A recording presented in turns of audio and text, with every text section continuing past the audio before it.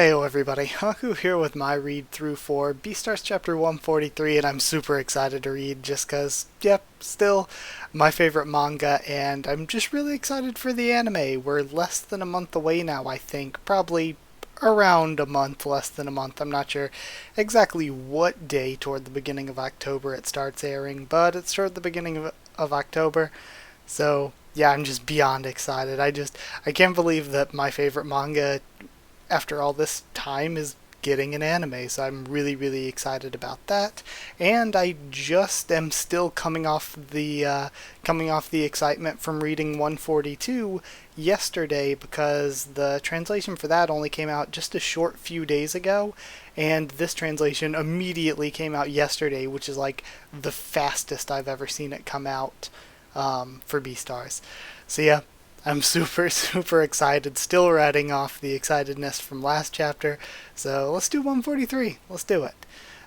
In this one, it actually, I noticed when I clicked on and the first page loaded up, this one has Lewis, so I guess we're focusing on him again.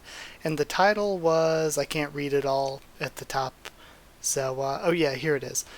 Chapter 143, Her Breasts So Translucent, the Light of the TV Passes Through Them.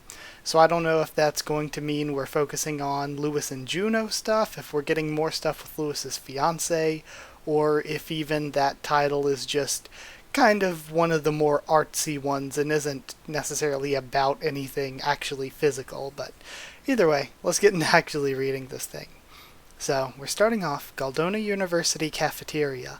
I'm so hungry. What's the afternoon lecture gonna cover? I've got work today. And we have Lewis sitting there. Excuse me. And he looks up. Chapter 143. Her breasts so translucent the light of the TV passes through them. Can I sit next to you? All the other seats are filled. When a carnivore asks an herbivore if he can sit next to him, the polite thing to do would be to say no, but most herbivores wouldn't go out of their way to reject such a simple request, though. Sure, says Lewis, and the guy starts to put his food down, I think. Don't sit next to an herbivore when you're in a meat-drunk state, you damn amateur, thinks Lewis. Okay. For carnivores who tasted meat for the first time in their lives in the back alley market or whatever, it takes about a month for their bodies to get used to the thrill and pleasure of it. In that month, they succumb to lightheadedness, shaking hands, rise in temperature, and insomnia. This is called being meat-drunk. According to what the Shishigumi told me anyway. Okay, so I thought his hands were just shaking because he was nervous, asking to sit beside an herbivore. Okay, so now we're getting explanation for it. I bet this fellow's one of those immature brats who learned how to fool around shortly after coming to this university. We're in the same year, though. He's one of the many carnivores in this campus that I've seen meat drunk. Carnivores are such good-for-nothings, he thinks. Just so we're clear, the Shishigumi only follows Lewis. We lions will never take orders from a wolf. And we see Legosi's face. Hey, I'm not gonna boss you guys around, obviously, but if we work together, we can get into contact with Kopi Luwak easier. We know that, but we don't even want to work with you. We've more or less acknowledged you, but we can't work with animals that aren't lions, at least while Lewis isn't with us. We'll only play nice when Lewis is around. Really respect Lewis-senpai, don't you? Making Lewis our boss was a business gamble. We just happened to win it big time. The groups that are trying to get ahead must have seen how the Shishigumi was like with Lewis as our leader. He caught all the males and females under his spell, that buck. Also, I know now from the anime coming that it's actually Louis instead of Lewis, but it's going to be hard to break out of that habit at this point. Well, that's just my opinion, thinks Lewis. We're going back to him. A kiss mark on a male. If I were a carnivore, it'd be a medal of honor, but since I'm an herbivore, it's nothing but a mark of defeat.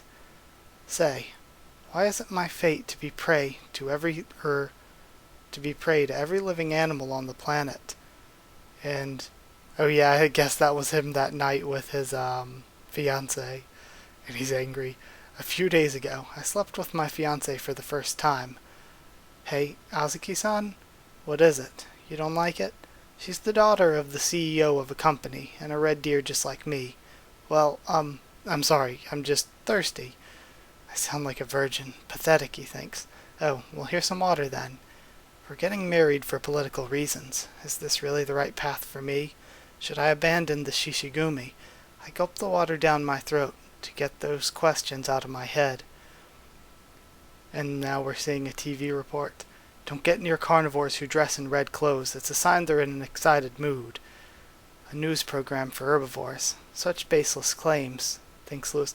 And this is really cool. He's thinking about all these different actions he's seeing in the world, like through the eyes of somebody who has gotten close with the Shishigumi, so he knows like why certain people are acting certain ways, or like what's BS with this news report. The carnivores should be separated from us. And he's like, oh, I love this. So translucent that you see the TV through them is in reference to she's right there in front of him, but he's not even paying attention to her. He's paying attention to what's on the TV.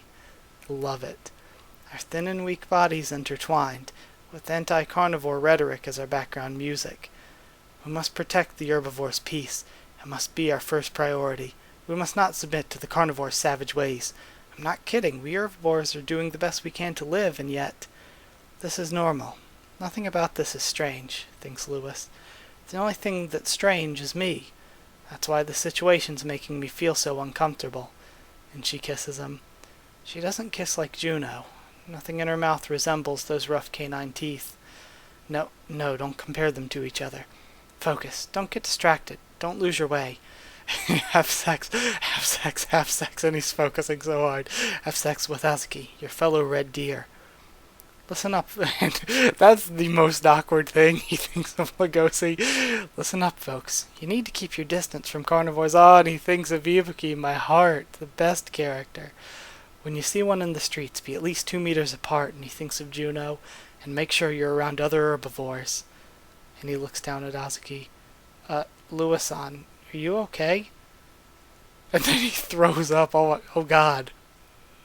Lewis-san's, what's wrong? Are you okay? And he's still throwing up.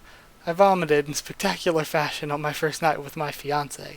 I spent the rest of the night with my face over the toilet and my fiancé's hand over my back. And he puts his head down as he's eating in the cafeteria. To be honest, I think we changed Lewis to a degree, says I. With the X-shaped scar. Is that Free? If so, he looks way different. No, Free's the one smoking over there. He has the pompadour-shaped hair. I think that's still Miguel. If he gets too acquainted with carnivores, he'll stray away from his happy life as an ordinary herbivore elite. Well, not that Lewis would ever settle for such a lame-ass life, says Free. Say, why don't you try calling Lewis-senpai, says Lugosi. I don't know. I don't think he'd answer. And we can't force him to help us. As much as it pains me to say this, even if he doesn't answer our call, even if he doesn't answer, as much as it pains me to say this, if he doesn't answer our call, we'll have to give up on him. It's all on him. And now we have Lewis still sitting beside this guy. Hey you, yeah? Eating mints makes you feel less meat drunk. You can have this. And he holds it out to the guy. Take it easy with the back alley market. Oh, sorry, thanks. I can't leave troubled carnivores alone as I am now. I should have realized it before I turned that night into a disaster. Whoa, it's Lewis. And it looks like they're calling this one young-looking lion. Hello? Yeah, it's me. It's me. Yeah. I'll help you guys. I'm headed your way, but in return, I want you guys to comfort me for the whole night. He has this serious look on his face. Okay? Alright? Did you get into trouble with a girl? Part of Lewis's charm is that he acts his age when he wants to, says Free. I love this. I love his relationship with the Shishigumi being built up over all of this time. It's so good. I love that, and it's one of the things that I'm scared the most about in the anime is pacing. More than anything else, it's pacing. Both because there's not like a certain point where I'm like, oh yeah, 12 episodes, cut it off here, or 24 episodes, cut it off here. There's no like specific cutoff point like that. And because this series is really about this slow build-up, chapter by chapter in little teeny bits, developing the world and developing the characters within the world. And gosh, this is just probably the most well-written manga I've seen on a chapter-to-chapter basis. Some of the stuff here was just so smart, like how when he was with his fiance, he wasn't thinking about her, he was thinking about the TV, and then he was thinking about the other carnivores he knew. It's like it's so well written too, and the problem is that he thinks that all this sort of, I mean, I guess it would be the closest thing you could compare it to in real life is racist, but he thinks all this racist stuff is normal and that he's the one that's weird for, not feeling that carnivores are just dangerous savages, or not thinking that he should only be with other herbivores. He thinks that he's the one that's just been ruined by his time around carnivores. So it's really, really interesting. And this series is very much about the development of the psychology behind the characters, why they think the way they do, and why they make the decisions that they make. And it's just so well written. It is really, really great. So, yeah, I loved this chapter. This is another one that's just... There are a lot of chapters of this that I've called a masterpiece. I don't think I'd put this one on the same level as some of the other ones, like a masterpiece, but when it comes to writing, it was really well written. So yeah, that's it for 143. I'll be back next week with the next one, so if you like this video, comment down there to tell me what you thought of this chapter, what you thought of my thoughts and reaction. Subscribe for more Beastars, much more on the channel. Follow on Twitter if you want. I can try to keep you updated there, stuff for the channel, or talk to you there.